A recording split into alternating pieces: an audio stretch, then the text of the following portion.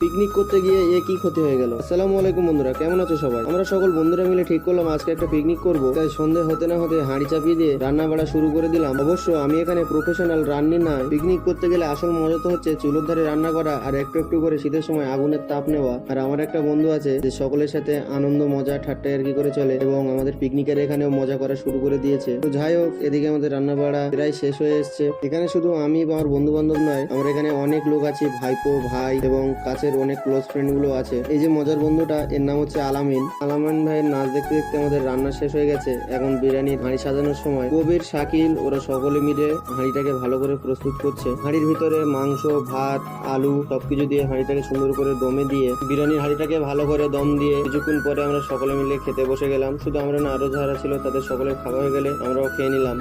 তো বন্ধুরা, আজকের ভিডিও এই পর্যন্ত। দেখা হচ্ছে আবার নতুন কোনো ভিডিও। ততক্ষণের জন্য আসসালামু আলাইকুম রহমতুল্লাহ। বাই বাই বন্ধুরা।